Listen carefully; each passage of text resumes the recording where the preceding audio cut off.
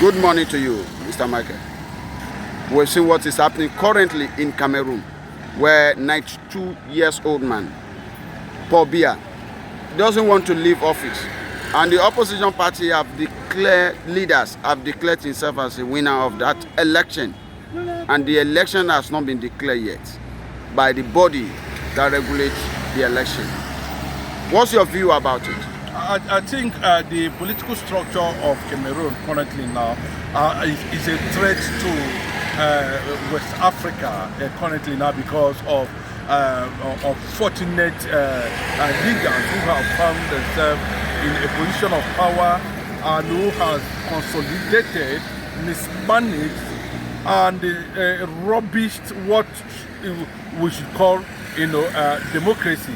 It's like, up to now, what that really means is that they actually want a military coup in Cameroon, where another leader will come in after a brief military rule in Cameroon.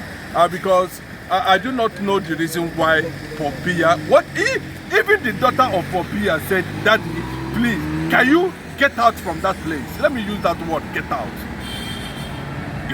I know why he used the word get out. Because his presence as the president of Cameroon is becoming embarrassing.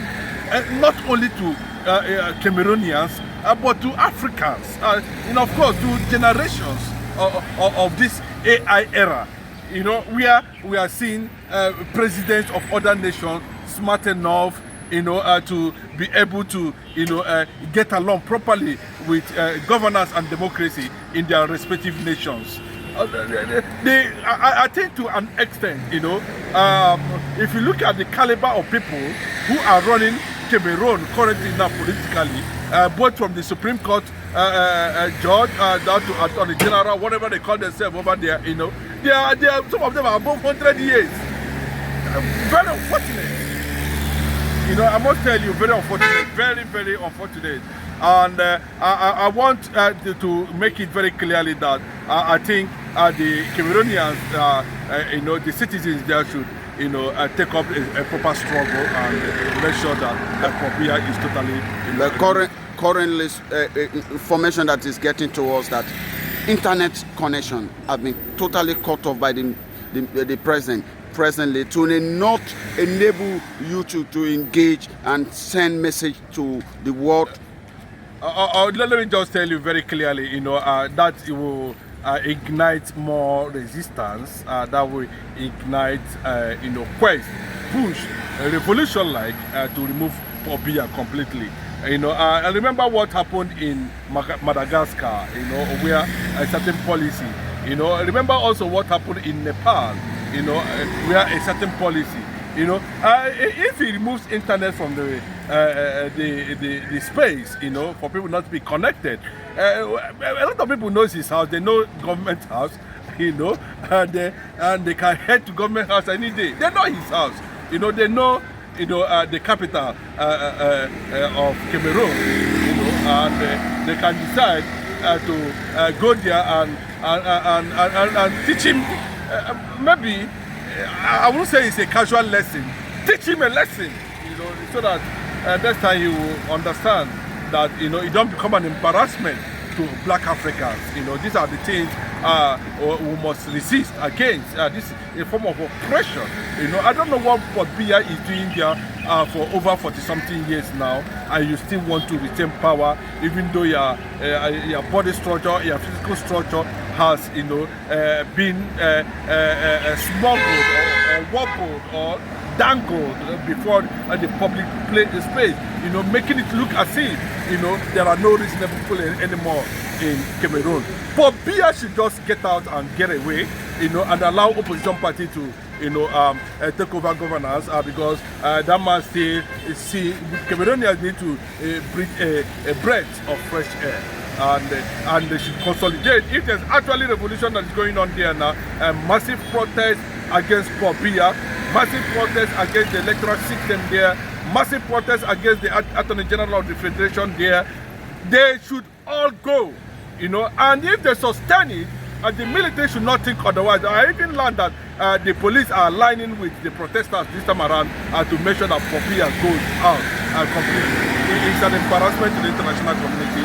It's an embarrassment to Africans. It's an embarrassment to AU and ECOWAS. I think now, I don't know why the AU is still silent, the ECOWAS is still silent. I don't want to talk about Nigeria. You know, Nigeria cannot be able to say anything in that regard because they're all birds of the same feather. Nigeria has tumbled inside bad governance and injustice for so long, and that have diminished and destroyed the so-called unity Nigeria think they are going to achieve at the end of the day. We also noticed that recently there was a threat of military coup. Something is building up anyway, you know, and we cannot be able to say what it is, but all is not well. African nations, especially those in West Africa, need to stand up and have a proper, you know, leadership this time around that will drive them. For Biya to step down, if he refuses to step down, then he will be forced out by fury. Thank you so much. Currently, information getting to us from DSS custody this morning in the court that says James Omotosho, the man taking a lead in Nnamdi Kanu case, have sent a signal to federal government that he's going to resign because currently he don't see reason why he should be the only one to judge the man that were forcefully take from Kenya down to Nigeria. That a lot of international communities and international lawyers have been sending a letter to him that he should be aware that the world are watching him. So he said he's going to resign from that. I think he cannot confront a lion, you know, like Mazin Nnamdi Kanu in the courts. He's too small for that, you know. If not for, you know, oppression and suppression, and if you come to the level of, you know, exposure and intelligence and wisdom, Mazin Nnamdi Kanu surpasses James Omotosho 200 million times. Because why I say so is that, you know, then why you saw other judges rejecting to administer or preside over Mazin Nnamdi Kanu's case, why did you now accept somewhere along the line you notice that, you know, it has become a hard nut to crack and you want to run away?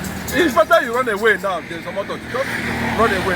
You will not die, you understand, because there will be level of you know, credibility, and there will be level of posterity to judge you. Kama will judge you, that you get to a point of compromise and you run away. You know, which I doubt there's some other want to do at this point in time. You know, he's just playing to the gallery.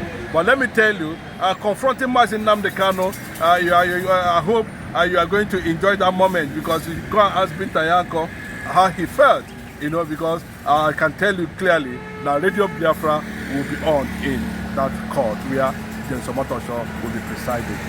Mazin Nnamdi Kanu is the Radio Biafra that will address both the court and the presiding judge and every other person, and keep you, you know, listening until he is done. And there's nothing anybody can do. There's no competent court of jurisdiction that can able to try a criminality carried out by the Nigerian government. They invaded a sovereign nation and carried out an act of criminality. You know, that is kidnapping. That's what they call it.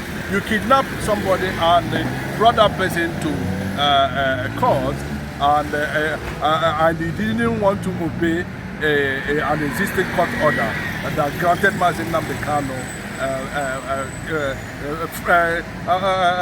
freedom, you know, discharge, you know, in that regard. So there's nothing he can do, but he looks as if he wants to compromise the process, and he has gotten to the point that he feels that he has, you know, dwarfed his influence on Mazin Nnamdi Kanu. But unfortunately for him, you know, Mazin Nnamdi Kanu has finally wrinkled out and has established, you know, a major, you know, legal ambush against him by involving almost all the powerful people in the nation.